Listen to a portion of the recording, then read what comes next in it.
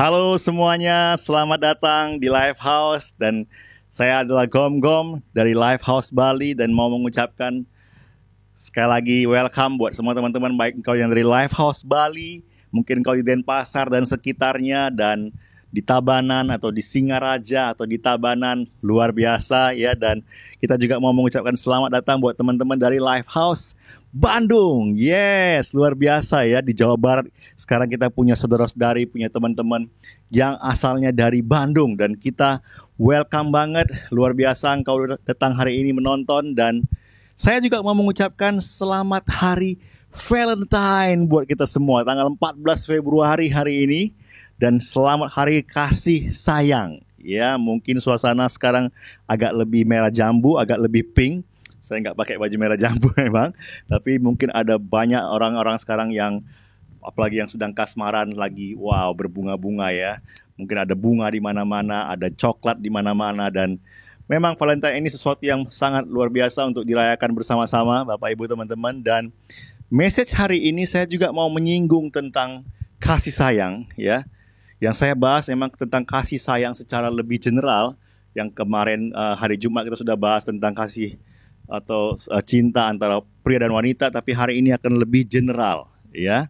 Dan mari kita berdoa terlebih dahulu sebentar. Terima kasih Tuhan Yesus buat semua kasih-Mu. Kami mau belajar hari ini tentang cinta, tentang kasih, dan kami percaya Tuhan bahwa akan ada hal yang luar biasa yang kami dapatkan hari ini untuk kehidupan kami, untuk kehidupan banyak orang, dalam nama Yesus. Amin. Ya. Teman-teman, ada orang-orang yang datang ke saya, dan kalau saya ketika dulu saya di Bandung, sekarang saya di Bali, dan mereka bilang, kamu orang Jawa ya? Dia bilang, enggak, saya orang Batak. Kok kamu enggak kayak orang Batak, katanya. Cie, jadi bukan saya menyombongkan diri, cuman kok kamu logatnya agak enggak terlalu Batak, atau mungkin wajahnya barangkali, atau, dan mereka bilang, kamu kok bukannya orang Jawa? Dan bukan, saya orang Batak. Dan mereka mungkin berpikir dari stereotipnya orang Batak, ya mungkin suaranya meledak-ledak, keras, kayak orang marah-marah, atau mungkin wajahnya lebih lebih keras gitu ya. Dan mereka punya stereotip, mereka punya pola, kalau orang Batak harus seperti ini. Tapi sama juga ketika saya datang ke Bali, yang saya banyak ketemu orang-orang yang katanya dari Indonesia Timur.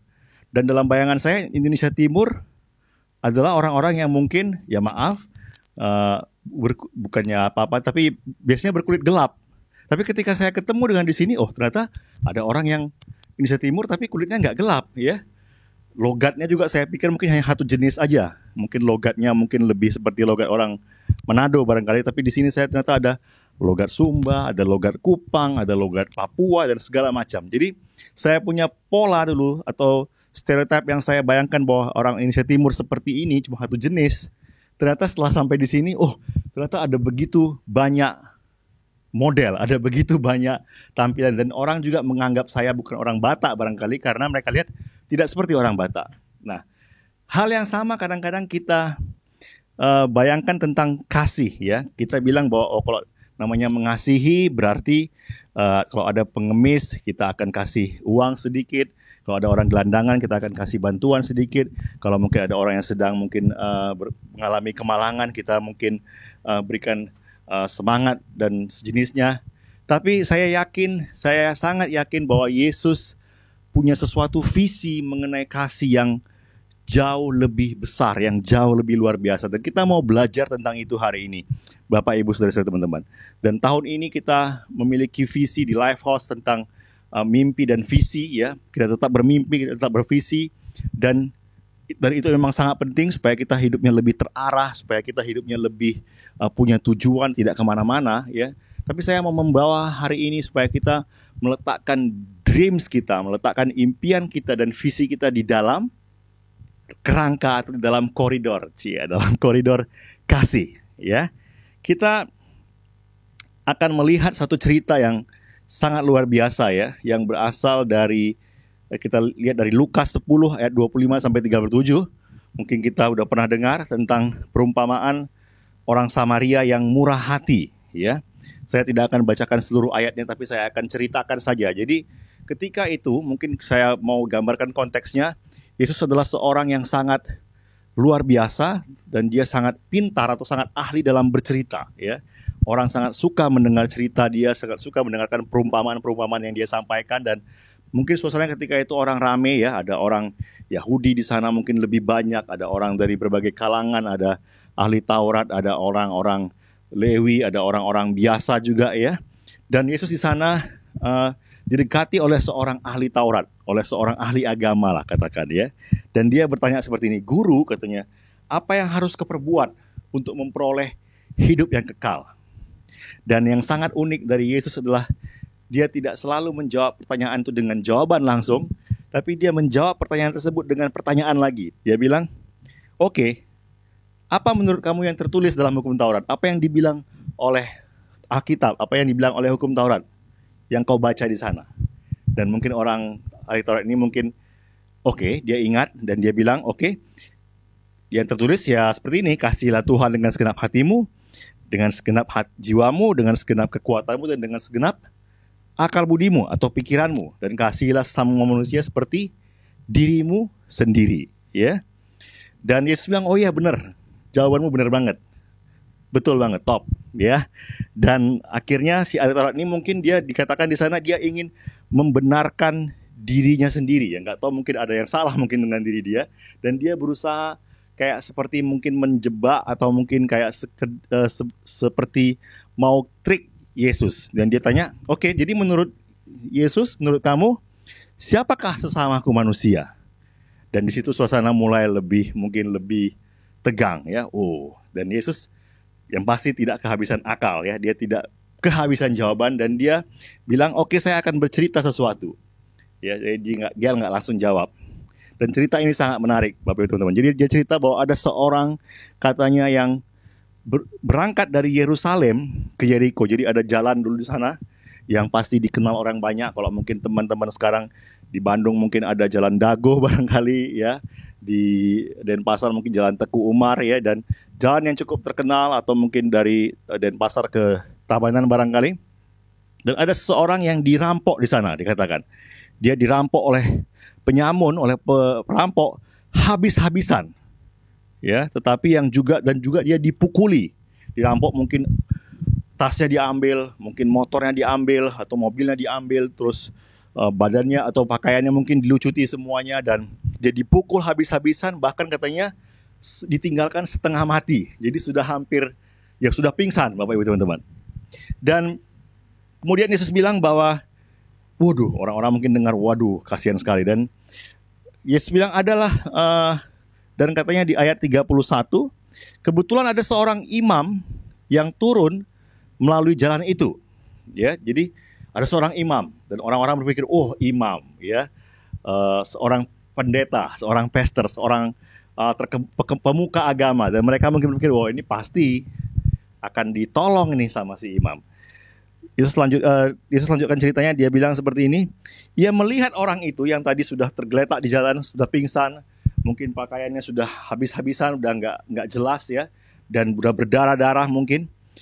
Tetapi imam ini hanya melewatinya dari seberang jalan. Bayangkan, dia hanya melewati dari seberang jalan, jadi nggak dideketin, tapi dari kejauhan, siapa itu?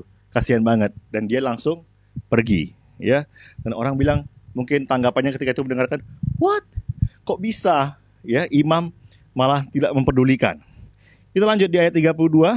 Akhirnya ada orang lain yang lewat, orang Lewi. Jadi orang Lewi itu kalau dulu adalah orang-orang yang membantu para imam di bait Tuhan, di rumah Tuhan. Ya, jadi kalau sekarang mungkin aktivis lah ya, pelayanan. Dan dia bilang, si orang Lewi ini juga datang ke tempat itu dan dia lihat orang yang tadi pingsan tersebut. Tapi ia juga melewatinya dari seberang jalan. Jadi hanya dari kejauhan, ini siapa tadi yang habisin ini, kasihan banget.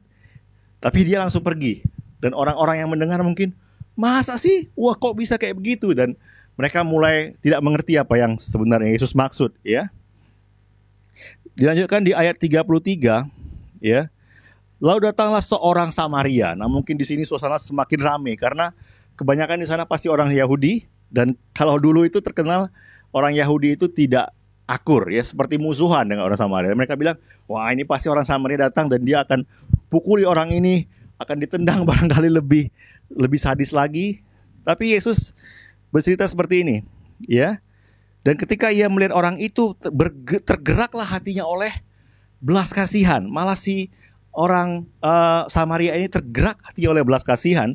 Dan bukan hanya sekedar dia berbelas kasihan, tapi dia pergi kepadanya. Jadi dia mulai melakukan sesuatu, ya. Dia pergi kepadanya lalu membalut luka-lukanya. Jadi dia mungkin cek dulu nadinya, oh masih hidup. Terus dia mungkin ada perlengkapan P3K dari keledainya, dari kendaraannya keledai ketika itu. Dia bersihkan lukanya, dia kasih mungkin merkurokrom, dia pasang pembalut dan segala macam. Dan sesudah itu ia menyiramnya dengan minyak, katanya dengan anggur. Jadi semacam disinfektan kalau zaman ini, ya zaman sekarang ya.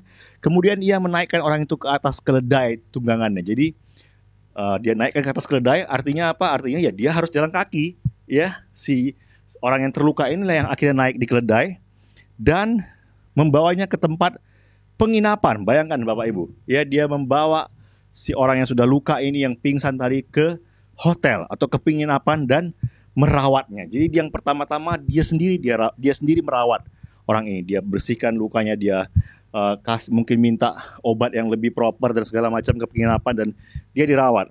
Dan luar biasanya lagi, keesokan harinya ia menyerahkan 2 dinar kepada pemilik penginapan itu, katanya rawatlah dia, dan jika kau belanjakan lebih daripada ini, aku akan menggantinya waktu kembali. Jadi dia kan pasti punya bisnis, punya urusan sebenarnya sebelumnya, tapi dia harus berhenti, dia rawat orang ini, dan dia bilang besoknya, oke, pemilik hotel atau pemilik penginapan, nanti saya mungkin 2 hari lagi akan kembali, ini uang dari saya, silakan pakai kalau ada yang perlu beli makan, beli obat dan segala macam. Nanti kalau kurang uangnya pas balik, saya akan lunasi semuanya, ya. Dan akhirnya dikatakan rawatlah, dan jika kau belanjakan lebih daripada ini, aku akan menggantinya waktu aku kembali. Luar biasa ya. Jadi kita lihat bahwa, dan orang-orang mungkin berpikir, wow, kok seperti ini, kok beda malah tanggapan orang Samaria. Dan kita akan belajar sesuatu, beberapa poin yang akan saya sampaikan dari cerita ini ya.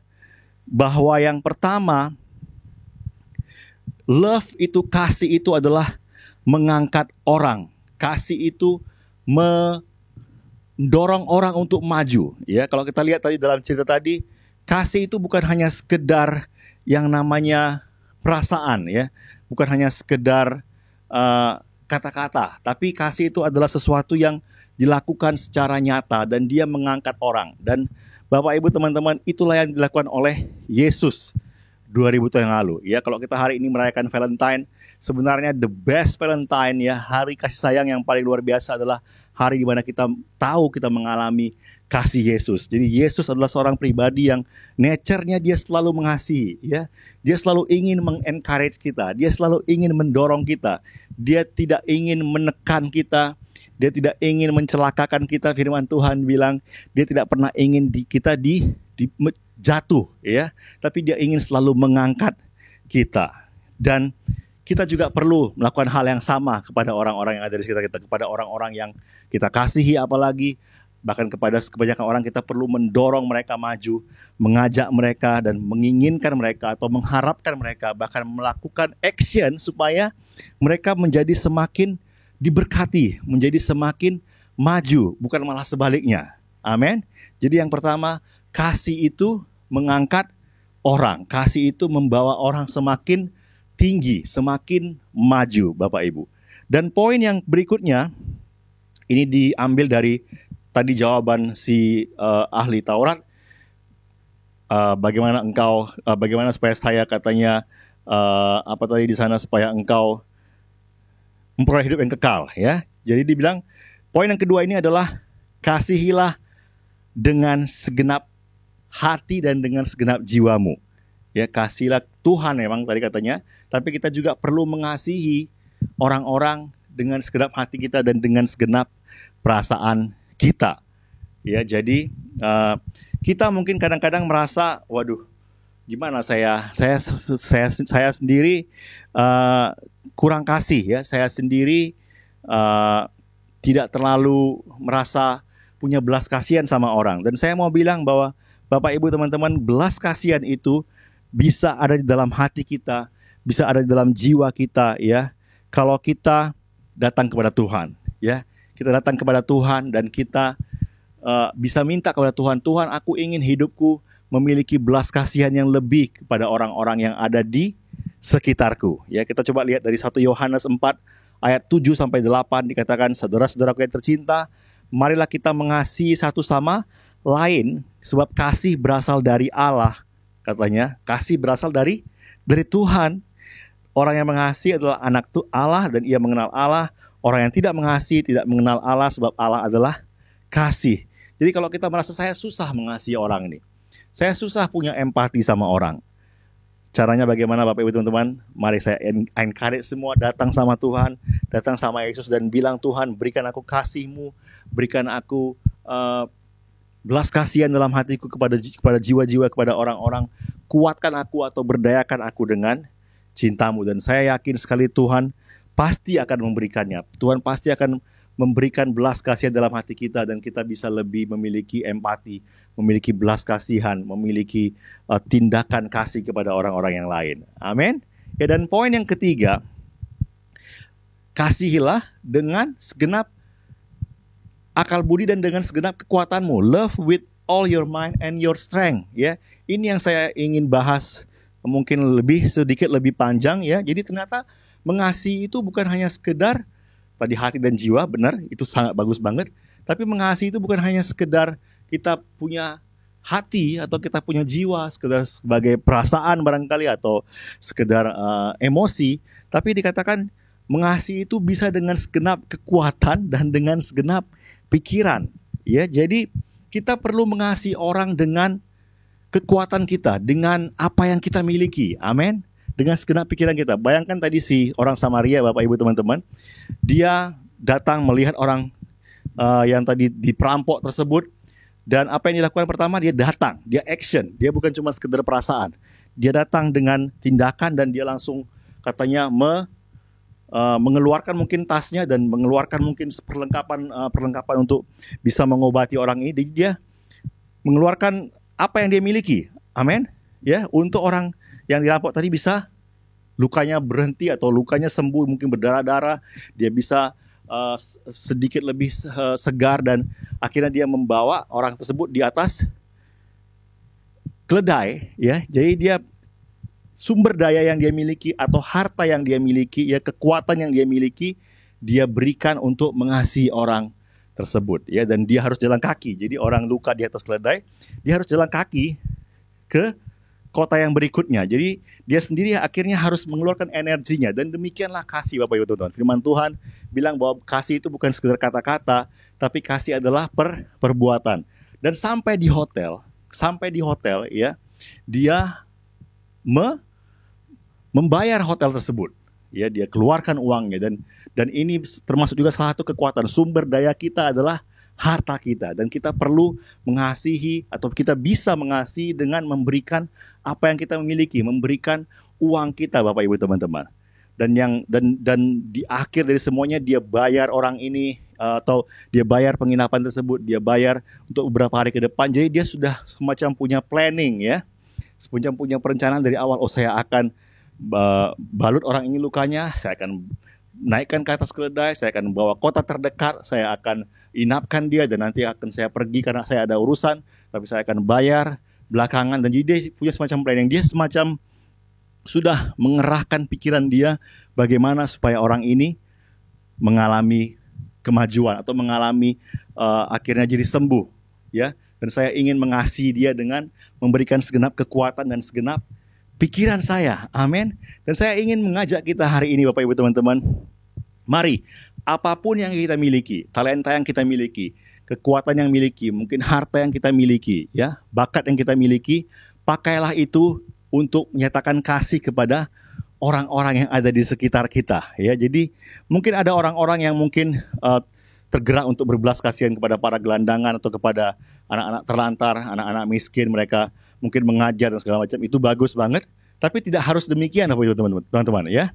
Contohnya kita di Blaze atau di kursus gratis Bali, katanya sekarang ini masih kursus gratis Bali, ya, ada orang-orang yang Kak siapa namanya, Kak Sinta, Kak Moming dan segala macam para pengajar, mereka bisa punya talenta atau mereka punya kemampuan bahasa, dan mereka dengan kasih membagikan itu secara gratis kepada orang lain.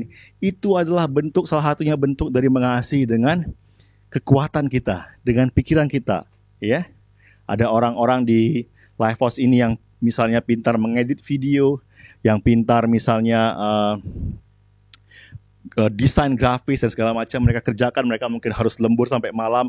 Kekuatan mereka berikan, dan juga pikiran mereka, kreativitas mereka berikan untuk membagikan kasih kepada orang yang lain. Dan apapun bakatmu, apapun talentamu, saya mau ngajak saudara-saudari semua yang menonton hari ini, mari keluarkan itu, bukan hanya untuk kepentingan kita sendiri, ya, untuk mencari nafkah itu bagus banget, ya, untuk mencari kita punya penghasilan itu juga sangat perlu banget, tapi juga mari kita berikan itu kepada orang lain, bahkan mungkin tanpa mengharapkan balas jasa, tanpa mengharapkan timbal balik, ya. Kebayang tadi si orang Samaria, saya yakin banget dia tidak berpikir, oh nanti biar orang ini nanti bayar saya balik, atau mungkin nanti biar orang yang dirampok tadi biar nanti dia memasukkan saya ke koran dan segala macam dan saya terkenal. Enggak, ya. Dia, si orang Samaria, menolong dengan tulus hati, hanya sekedar ingin supaya orang ini mengalami kesembuhan dan gak sampai akhirnya mengalami hal-hal yang buruk. Amin. Jadi kita bagikan kita punya kasih, dan saya yakin Bapak Ibu teman-teman bahwa dampak yang kita bisa lakukan itu akan sangat luar biasa. Amin. Ya, ada satu buku yang terkenal, judulnya adalah What if Jesus had never been born? Ya, apa yang terjadi kalau Yesus tidak dilahirkan dulu? Jadi ternyata ada begitu banyak di dunia ini perubahan budaya, perubahan sejarah yang terjadi dari orang-orang yang mengikut Yesus, yang mendalami tentang kasih Yesus, ya. Kampus-kampus yang terkenal, ya, itu didirikan oleh orang-orang yang pengikut Yesus, yang mereka percaya kepada Yesus. Harvard, Oxford, Yale, segala macam. Sistem pendidikan modern itu dimulai oleh orang-orang yang dulu mengikut Yesus, dan mereka melihat bahwa pendidikan dulunya hanya untuk orang-orang elit, hanya untuk orang-orang kaya, tapi dia bilang, orang-orang yang pengikut Yesus ini bilang, pendidikan itu harus untuk semua orang tidak boleh bodoh. Semua orang perlu mendapatkan pendidikan dan mengalami kemajuan, dan akhirnya didirikanlah kampus-kampus tersebut, ya. Ada banyak rumah sakit yang juga diawali dari tindakan kasih. Orang yang berpikir bagaimana caranya supaya pelayanan kesehatan tidak hanya untuk orang-orang golongan tertentu, tapi untuk semua orang, ya. Dan akhirnya mereka mendirikan rumah sakit, panti jompo, panti asuhan, itu semua didirikan oleh orang-orang yang mengikut Yesus. Luar biasa, amin. Jadi mari berikan kemampuan kita, berikan kekuatan kita, Bapak Ibu teman-teman, ya. Si orang Samaria tadi, dia katanya menitipkan uang 2 dinar ke rumah penginapan tersebut. Uang 2 dinar itu nilainya kalau dirupiahkan sekarang, saya cek tadi di Google, ya, di internet, itu sekitar uang 2 dinar emas itu sekitar 8 juta rupiah. Jadi zaman dulu, ya, dia menitipkan uang 8 juta supaya orang ini bisa mendapatkan pelayanan kesehatan atau perawatan di rumah tersebut. Luar biasa, ya. Jadi mari kita kembangkan, ya, kemampuan manajemen kita, kemampuan administrasi kita, pakai itu untuk membawa kasih kepada orang yang lain. Amin. Dan yang poin yang terakhir, kita mengasihi karena kita terlebih dahulu mengasihi. Tadi saya sudah singgung di poin yang kedua, kalau kita mungkin merasakan kurang kasih, ya, datang kepada Tuhan. Dan memang kita hanya bisa memberikan apa yang kita miliki. Amin. Saya tidak bisa memberikan HP kepada orang kalau saya nggak pegang HP ini dulu. Ya, saya bisa memberikan HP ini kepada seseorang karena apa? Saya punya HP ini. Ya, saya tidak bisa memberikan orang uang 10 juta kalau saya nggak punya uang 10 juta. Jadi hal yang sama, kita bisa membagikan kasih kepada orang lain karena kita sudah terlebih dahulu memiliki kasih, dan kita perlu atau kita bisa memiliki kasih yang luar biasa, yang sangat melimpah dari Tuhan Yesus. Amin. Firman Tuhan bilang di 1 Yohanes 4 ayat yang ke-19, dikatakan kita mengasihi karena Allah terlebih dahulu mengasihi kita. Ya, kita mengasihi karena Allah terlebih dahulu mengasihi kita. Jadi dikatakan bahwa di sini bahwa Yesus memberikan dirinya kepada manusia. Ya, dia mati di kayu salib 2000 tahun yang lalu, Bapak Ibu teman-teman, karena semua dosa kita, Dia tanggung di kayu salib karena dia sangat mencintai kita. Dia nggak ingin kita dihukum, dia ingin kita diselamatkan, dia ingin kita hidup merdeka, dia ingin kita hidup memiliki tujuan. Itu sebabnya dia akhirnya mati di kayu salib. Dan kalau kita menerima kasih tersebut, Bapak Ibu teman-teman, saya yakin banget bahwa kita bisa mengasihi orang lain dengan lebih luar biasa lagi. Mari Bapak Ibu teman-teman, pakai semua apa yang kita miliki, semua bakat kita. 1 Petrus 4 ayat 10 katakan Allah telah memberikan bakat-bakat khusus kepada saudara masing-masing. Pergunakanlah bakat itu untuk saling menolong dan salurkanlah berkat Allah yang bermacam-macam itu kepada orang yang lain. Jadi pergunakan kekuatan kita, pikiran kita, gunakan itu untuk melayani orang lain, untuk katakan kasih kepada orang-orang. Dan saya yakin sekali kalau kita memiliki impian, kita memiliki visi, dan kita menaruh itu di dalam kasih Tuhan, maka akan ada hal-hal yang besar yang akan terjadi di sekitar kita. Amin, ya. Dan mari kita berdoa. Setelah ini saya ingin berdoa supaya Tuhan menunjukkan kasih-Nya, ya, kepada kita. Kita mengalami kasih Tuhan dan kita bisa membawa dampak kepada orang lain di sekitar kita, ya. Di tengah suasana Valentine ini, mari kita mengasihi secara lebih melimpah lagi kepada orang-orang dan nyatakan itu, ya.